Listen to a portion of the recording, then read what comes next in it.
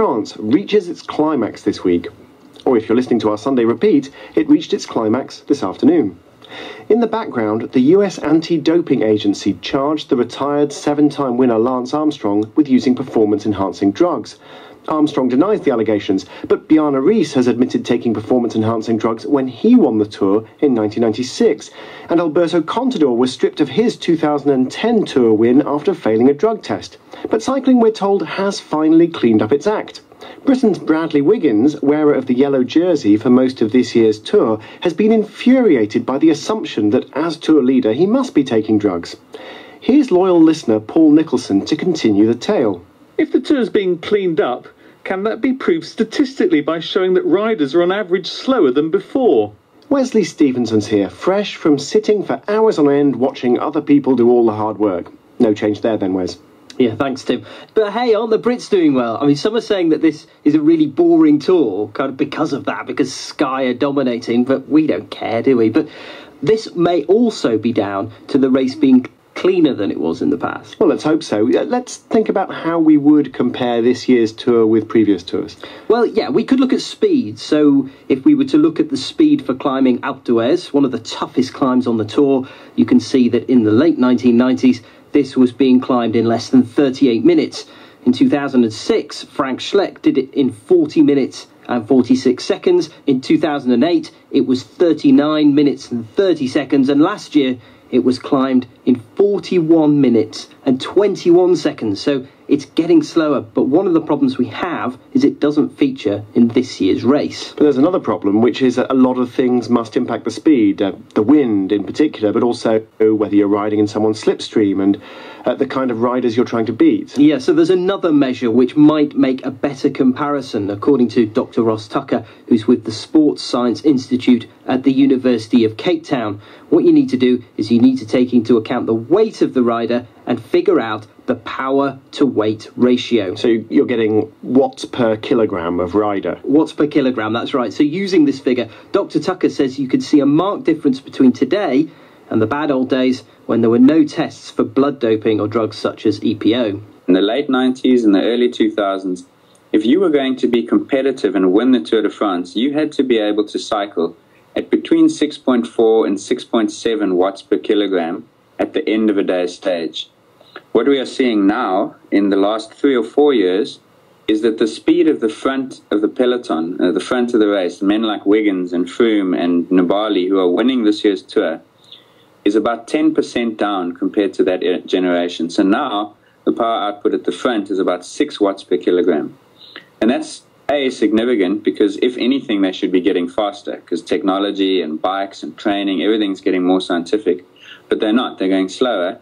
And secondly, the physiological implications of riding 6.5 watts per kilogram are just, for me as a physiologist, beyond belief. I remember watching the Tour de France and these men going up these climbs 10 years ago and just thinking, there is no human being alive who's ever been measured capable of doing this in a lab. Now it's different because what they are doing now is physiologically plausible. Doesn't guarantee that it's clean, and I want to make that very clear, is that you can't guarantee that they're not doping based on performance, but what you can say is that what you are looking at is a physiologically realistic performance. It is slower than it was 10 or 15 years ago. It is slower across the board, and that is a good sign that the sport might be headed in the right direction. It's probably worth adding the caveat at this stage that we don't have a lot of data for this Tour de France. Only some riders will release their data, and certainly not the top riders. So figures for riders such as Wiggins and Froome are based on extrapolations from riders that Dr. Tucker does have the data for. But if these figures don't convince you, there is another factor you can measure. When you look at the blood samples that have been taken in the last few years, things like hemoglobin have actually come down. And the main method of doping in cycling over the years has been to try and increase the oxygen carrying capacity of the blood. So cyclists have used things like EPO, which is a hormone that stimulates red blood cell formation, or they've used something called blood doping, where they take the blood out when they don't need it, and then they put it back in when they do for that little extra boost in hemoglobin and red blood cell capacity. So the average hemoglobin level of a professional cyclist today is lower than it was 10 years ago. When he talks about what's physiologically possible, I mean, that suggests there's some limit to how high the power to weight ratio can rise, to how well a rider can actually perform. Yeah, I mean, he's reluctant to put a marker in the sand, but he thinks there's probably a blurred line that's somewhere around the 6.4 to 6.5 watts per kilo, with lots of caveats which are to do with the conditions and technology and the times of the rides and things like that. But not everyone agrees. Dr. Oriel Forrester is a sports scientist and she works for SRM. They're the company that supply the data tracking equipment to most of the teams in the Tour de France. Now, she thinks that it's variability of a cyclist's performance that's more important. Every rider will have almost a fingerprint of the type of performances that they do. We can plot the best power a rider can produce over 1 second, 2 seconds, 5 seconds, 2, 3, 4 hours, and you'll see a logarithmic decline in the power output. If you take cumulative data over a period of time, you can build up a clear picture of that rider's power profile, for want of a better word. And then if you compare an individual stage to that power profile, you can start to see whether it was out of the ordinarily good or out of ordinarily poor. And then it would be a case of analysing why those differences were there.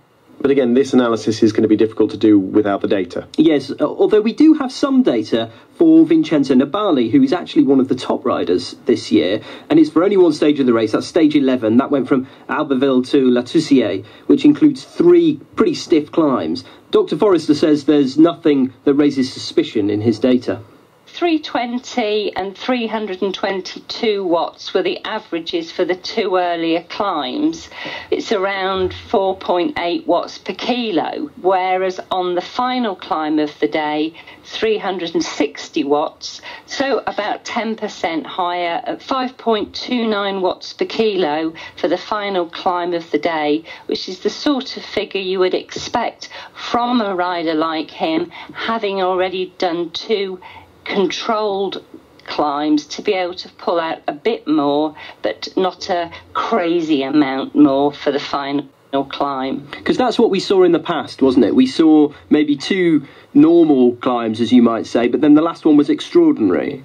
Yes, I suppose we didn't have power data on so many riders, but we could hypothesise that they might be riding 320 for the first couple and suddenly 400 comes out of the bag, and then you would sort of say, where did that come from?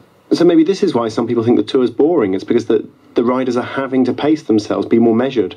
Yeah, that's right. I mean, maybe, but because the doped-up riders of the past had a bit more in the tank at the end of the day, and they recovered more quickly, which is why they used to get those dramatic final attacks in the closing stages.